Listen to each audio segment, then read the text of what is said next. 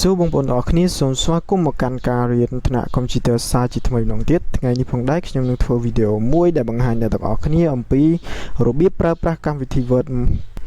អូខេតើអញ្ចឹងដើម្បីដឹងច្បាស់ថាកម្មវិធី Word យើងទៅបើកកម្មវិធី Word ទាំងអស់គ្នាអញ្ចឹងនេះគឺកម្មវិធី Word សម្រាប់ខ្ញុំបានបើកស្រាប់ហើយអញ្ចឹងកម្មវិធី Word គឺមានទម្រង់បែបហ្នឹងហើយ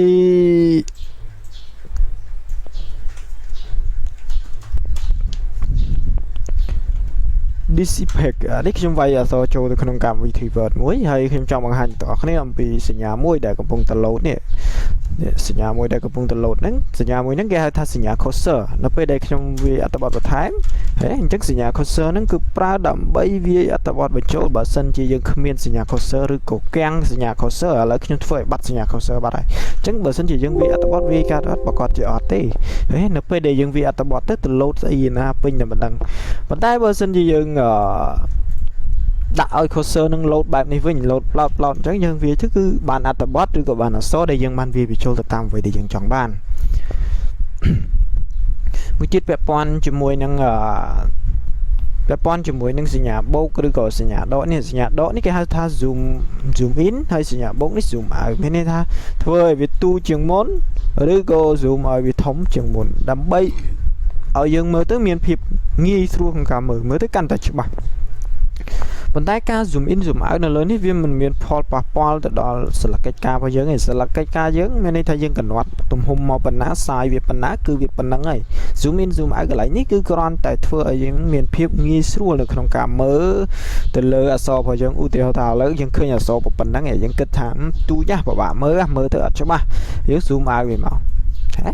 ចឹងអក្សរហ្នឹងកាន់តែធំធ្វើយើងមានភាពងាយស្រួលនៅក្នុងការមើលច្បាស់នៅអ្វីដែលយើងចង់បានណាប៉ុន្តែបើយើងគិតថាអូអក្សរនឹងធំខ្លាំងពេកយើង zoom in មកវិញមកដាក់ឲ្យវាទូចមក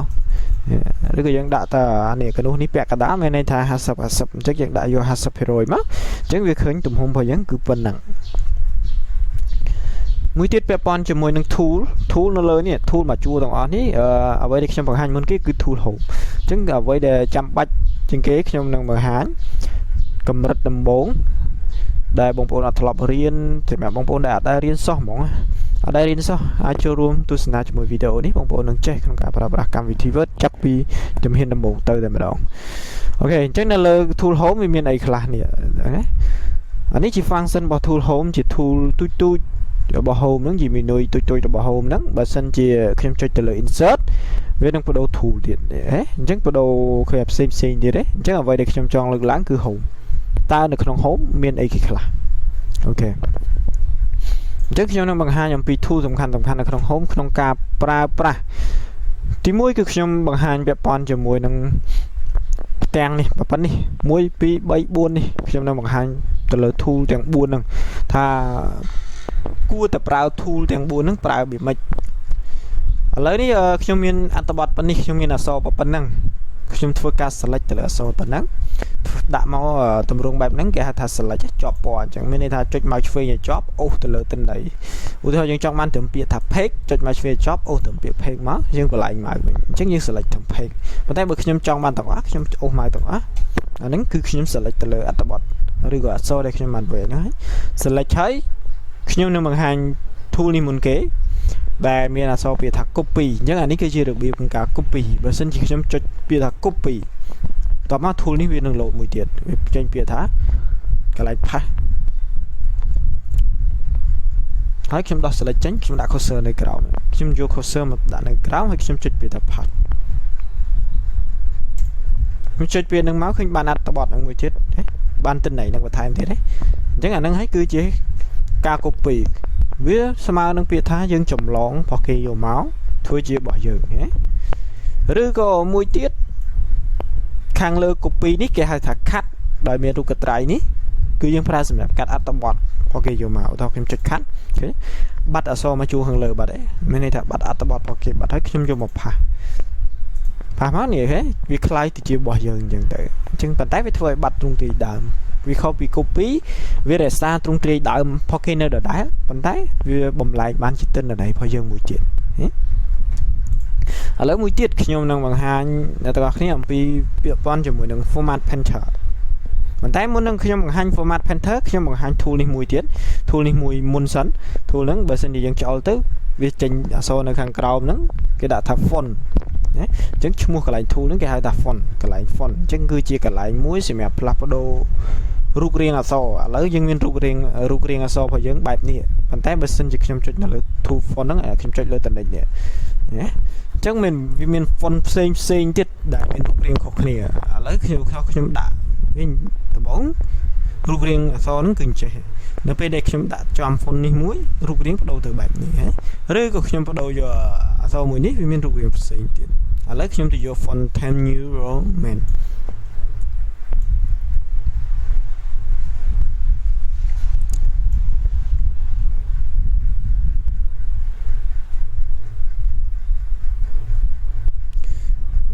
អូខេនេះ font Times New Roman ចឹងខ្ញុំចុចលើ font ហ្នឹងមកនេះឃើញវាបានរូបរាងអក្សរថ្មីមួយទៀត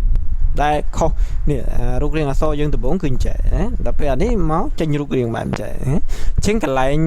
tool មួយហ្នឹងដែលហៅថា font ហ្នឹងគឺជាកន្លែងសម្រាប់ផ្លាស់ប្ដូរនៅរូបរាងអក្សរសម្រាប់ប្ដូរ font អក្សរធ្វើឲ្យវាខុសពីទ្រង់ទ្រាយដើមឬក៏ប្ដូរទៅ font នៅអ្វីដែលយើងចង់បានរូបរាងអក្សរដែលយើងចង់បានណាត្រឡប់មកវិញត្រឡប់មក format painter វិញមិញគឺខ្ញុំចង់បង្ហាញ format painter ប៉ុន្តែខ្ញុំបង្ហាញកន្លែង font មុនអញ្ចឹង format painter ប្រើដើម្បីអីឬក៏សញ្ញាអំបោះហ្នឹងប្រើដើម្បីអីឥឡូវនេះគឺខ្ញុំបានរូបរាងថ្មីមួយនៃអក្សរនេះ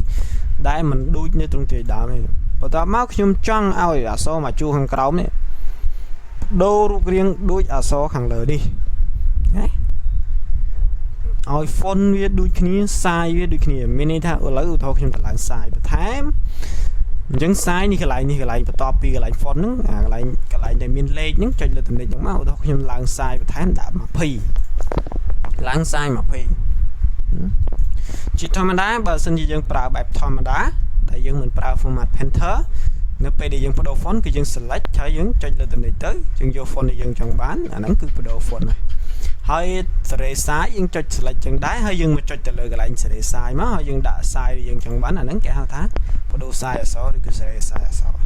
ប៉ុន្តែខ្ញុំអត់ចង់បានអញ្ចឹងទេ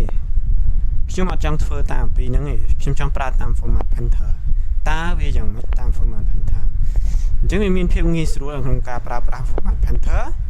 ឧទាហរណ៍ថាខ្ញុំចង់បានអក្សរនេះមកជួរនេះឲ្យដូចអក្សរខាងលើនេះអញ្ចឹងបងប្អូនគ្រាន់តែដាក់ cursor នៅលើជួរអក្សរខាងលើហ្នឹងជួរអក្សរដែលយើងចង់ឲ្យដូចហ្នឹងហើយបងប្អូនចុចលើ format painter មួយបន្ទាប់មកយើងងាកមកលើអត្ថបទរបស់យើងវាជាប់រូបអំបោះបែបនេះនៅលើ cursor របស់យើងហើយយើងទៅ select ទៅលើអត្ថបទដែលយើងចង់ឲ្យរូបរាងវាដូចឥឡូវនឹងសាយដូចឥឡូវហ្នឹងអញ្ចឹងខ្ញុំចង់បានអានេះឲ្យរូបរាងដូចអានេះហើយសាយវាដូចគ្នាមានទំហំអក្សរវាដូចគ្នាខ្ញុំគ្រាន់តែ select ទៅហ្នឹងហើយខ្ញុំបន្លែងម៉ៅ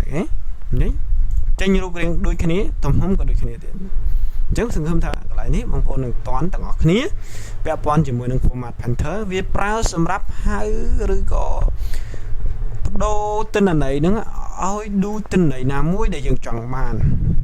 អញ្ចឹងវាងាយឧទាហរណ៍ថាមានអត្ថបទមួយអត្ថបទស្រាប់តែយើងមានអក្សរខាងលើអត្ថបទខាងលើហើយយើងចង់ឲ្យអត្ថបទខាងក្រោមនេះដូចអត្ថបទខាងលើរូបរាងអក្សរដូចសាយអក្សរដូចអត្ថបទខាងលើគ្រាន់តែធ្វើដូចខ្ញុំមិញហ្នឹងដាក់ប្រើ format painter ដូចខ្ញុំមិញទៅគឺអូខេហើយលឿនអត់ចាំបាច់មកអង្គុយទៅបដូរ font ចេះមួយប៉ុន្តែបើបងប្អូនចេះចាំ font ហ្មងបងប្អូនអាចវាយលើនឹងបានតា search ឈ្មោះ font លើនឹងបានតាអាហ្នឹងក៏លឿនមួយយ៉ាងដែរ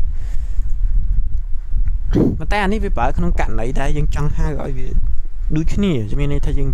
មាន font គំរូមួយហើយយើងចង់ឲ្យអាផ្សេងទៀតវាដូចអា font គំរូហ្នឹងយើងប្រើ format painter មកប៉ុន្តែបើសិនជាករណី font ហ្នឹងខុសគ្នាទេបងប្អូនត្រូវតែប្រើកន្លែងបដូរ font ហ្នឹងហើយសាយខុសគ្នាក៏ត្រូវតែប្រើកន្លែងសេរីសាយដែរតោះហ្នឹងហើយកន្លែងអក្សរ A នេះមួយទៀតក៏ជាកន្លែងមួយសម្រាប់សេរីសាយដែរប៉ុន្តែវាខុសពីកន្លែងនេះគឺមានតួនាទីរបស់វាគឺសេរីផងសេរីឲ្យទូចផងសេរីធំផងហើយអាចវាបញ្ចូលលើនឹងបានទៀតឧទាហរណ៍ឥឡូវនេះខ្ញុំចង់បានសាយ 23ខ្ញុំវាចូល23ចឹងហ្មងណាខ្ញុំអត់ចាំបាច់ចុចដូរទេព្រោះក៏នៅចន្លោះខ្លះឧទាហរណ៍ចន្លោះខ្លះវាអត់មាន23នេះឃើញ20 22 24វាអត់មានដាក់បញ្ជាក់23ប៉ុន្តែសួរថាយើងប្រើ23កើតអត់បានគឺបងប្អូនគ្រាន់តែវាយបញ្ចូលលើហ្នឹងមកបងចង់បាន25ដាក់25មកណាទិន្នន័យយើងឡើងទៅដូចនៅអ្វីដែលយើងកំណត់ប៉ុន្តែបើអក្សរ A មួយនេះ A មួយនេះគឺតួនាទីកន្លែង A ហ្នឹងឬក៏យើងហាកន្លែងអក្សរ A ហ្នឹងយើងចុចទៅតួនាទីវាគឺសម្រាប់តែបរិយាទេវាអត់មានតួនាទីអាចវាយលេខបញ្ចូលឬក៏តួនាទីពង្រួមឲ្យវាទូជាងមុនអត់ទេតួនាទីនៅកន្លែងហ្នឹងគឺសម្រាប់ពង្រីកណាចុចទៀតគឺរិចទៀតប៉ុន្តែវាទៅបន្តិចម្ដងវាខុសពីនៅដងនេះយើងអាចដាក់លេខពុបបើយើងចង់បាន28ដាក់28ពុបអញ្ចឹងដល់នៅអ្វីដែលយើងចង់បានប៉ុន្តែអានេះនៅចុច1ប៉ុន្តែអាហ្នឹងជាការស្មានជាលក្ខណៈស្មានថាអក្សរយើងដាក់ប៉ុណ្ណាមើលទៅសមជាមួយនឹងកិច្ចការរបស់យើងមើលទៅស៊ីគ្នាជាមួយនឹងសិលកិច្ចការរបស់យើងហើយសម្រាប់ A ទូចនេះបន្ទាប់ពី A ធំ A ទូចហ្នឹងគឺតួនាទីរបស់ A ទូចហ្នឹងគឺសម្រាប់បង្រួមមានន័យធ្វើឲ្យអក្សរហ្នឹងទូចជាងមុនណាទូចជាងមុនដំបូងអានេះគឺសម្រាប់ពង្រីកហើយនេះសម្រាប់បង្រួមឲ្យទូចជាងមុនដល់ពេលអក្សរ B នេះដែលយើងហៅថា bold ហ្នឹងអក្សរ B ហ្នឹងគឺសម្រាប់ធ្វើឲ្យអក្សរហ្នឹងឡើងដិតឡើងធំជាងមុនឥឡូវខ្ញុំចង់ឲ្យអក្សរធំជាងមុនតែខ្ញុំអត់ចង់ដូរ font នេះខ្ញុំចង់រក្សា font ហ្នឹងនៅដដែលខ្ញុំប្រើអក្សរ B ហ្នឹងដែលយើងហៅថា bold ពាក្យបច្ចេកទេសរបស់គេយើងចុចមកហ្នឹងគេអក្សរហ្នឹងឡើងតាក់ជាងមុនយ៉ាងធំយ៉ាងដិតជាងមុនហើយសម្រាប់អក្សរ I យើងហៅថា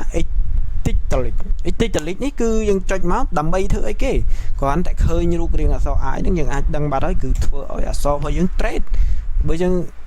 ដោះចេញវិញវាអក្សរយើងបញ្ឈរធម្មតាត្រង់ធម្មតាវិញអញ្ចឹងកន្លែងនេះគឺប្រើសម្រាប់ straight ហើយខ្ញុំដោះដិតមួយចឹងហ៎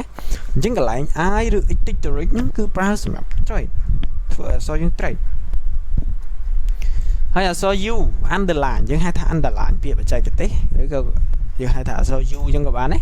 យើងចុចលើតនិចមកនេះ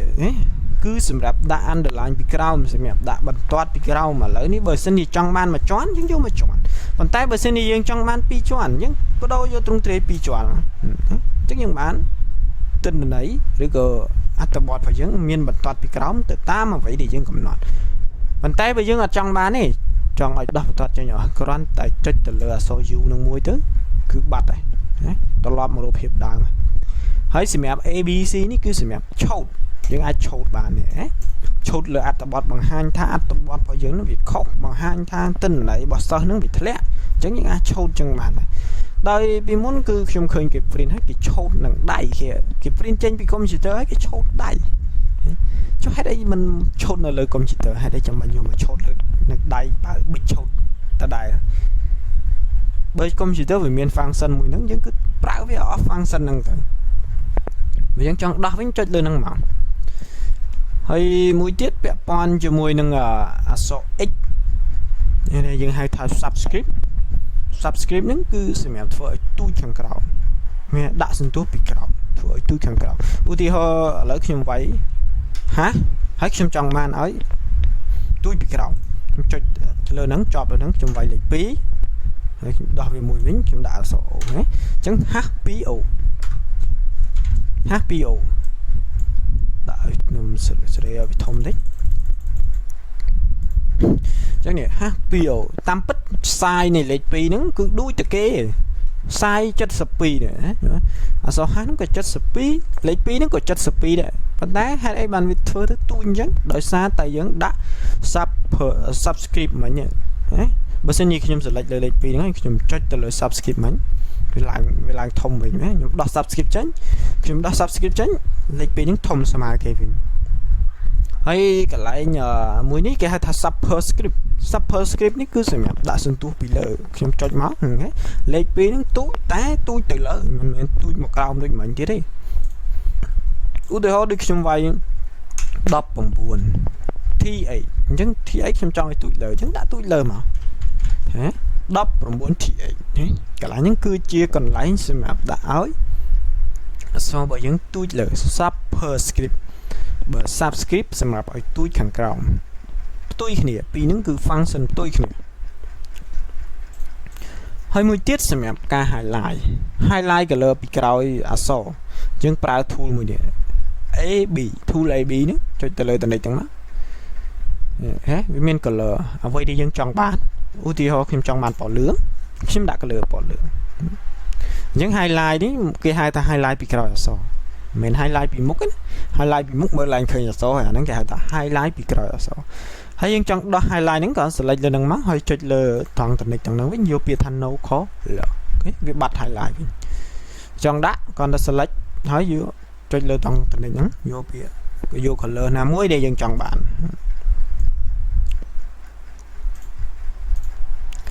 មួយទៀតកន្លែងនេះគេហៅថា font color គឺជាការផ្លាស់ប្ដូរពណ៌ទៅលើអក្សរវាមិនមែន highlight ទេអានេះគេហៅថា tick highlight color អានេះគេហៅថា font color អញ្ចឹងខ្ញុំ select លើអក្សរមួយហើយខ្ញុំចុចទៅលើតនិចត្រង់នេះឥឡូវអក្សររបស់យើងពណ៌ខ្មៅប៉ុន្តែបើសិនជាខ្ញុំជ្រើសរើសពណ៌ក្រហមនេះអូខេវាធ្វើឲ្យអក្សរយើងបដូរមកជាពណ៌ក្រហមតែម្ដងសង្ឃឹមថាបងប្អូនតាន់នៅត្រង់ចំណុចនេះអូខេបន្តមកទៀតខ្ញុំនឹងនិយាយអំពី tool ទាំង4នេះ tool ទាំង4ហ្នឹងគឺគេនិយាយអំពីតម្រឹមមួយ tool មួយនេះគេហៅថាតម្រឹមឆ្វេងតាមពិតគ្រាន់តែមើលរូបរាងក៏យើងអាចយល់ដែររូបរាងរបស់វាគឺស្មើឆ្វេងតែខាងស្ដាំអត់បានស្មើហើយ tool មួយនេះគេហៅថាតម្រឹមកណ្ដាលដែលពាក្យបច្ចេកទេសរបស់គេហៅថា center ហើយអានេះគេហៅថា left អញ្ចឹងបងប្អូនអាចមើលយល់ហើយប្រើឲ្យត្រូវ function របស់វាឧទាហរណ៍ខ្ញុំយក center ឬក៏តម្រឹមកណ្ដាលចុចមកអូខេអក្សរមួយជួរហ្នឹងគឺនៅចំចំណុចកណ្ដាលនៃกระดาษមានសងខាងចេះគឺវាបែងចែកឲ្យស្មើអញ្ចឹងមកគឺនៅចំណុចកណ្ដាលហ្មងបើយើងយកនេះ right យើងយក right ណាដាក់មកគឺតម្រឹមខាងស្ដាំអញ្ចឹងមានន័យថាអត្ថបទរបស់យើងវាយទៅគឺរត់ពីស្ដាំទៅវិញនៅពេលដែលយើងវាយរត់ពីស្ដាំទៅវិញព្រោះយើងវាបន្ថែមទៀតទៅអូខេរត់ពីស្ដាំទៅឆ្វេងវិញខុសពីអានេះរត់ពីឆ្វេងមកស្ដាំណាដល់ពេលរូបមួយនេះគេហៅថាតម្រឹមទាំងសងខាង justify តម្រឹមទាំងសងខាងយើងចុចលើហ្នឹងមកវា justify ហ្នឹងយើងវាយទៅវារត់ពីឆ្វេងនេះប៉ុន្តែនៅពេលដែលយើងវាយទៅដល់ចុងអត្ថបទហ្នឹងណាវាធ្លាក់អត្ថបទមកក្រោមយើងអត់បាន enter វាធ្លាក់តែវាធ្លាក់ដោយខ្លួនឯងប៉ុន្តែនេះឃើញវាស្មើវាធ្លាក់ដោយខ្លួនឯងប៉ុន្តែសងខាងរបស់វាស្មើយ៉ាងដូចរូបរាងដែលវាបង្ហាញទៅនេះអញ្ចឹងមានន័យថាគេចង់ឲ្យស្មើទាំងសងខាងគឺគេប្រើបែបហ្នឹងគេប្រើវាស្មើអញ្ចឹងអូខេអរគុណច្រើនសម្រាប់ការតាមដានទាំងអស់គ្នាសង្ឃឹមថាបងប្អូនទាំងអស់គ្នានឹងទទួលបាននូវចំណេះដឹងមួយនេះជាពិសេសសម្រាប់អ្នកដែលអត់ធ្លាប់រៀនពីមុនមកអូខេជម្រាបលាអ្នកទាំងអស់គ្នា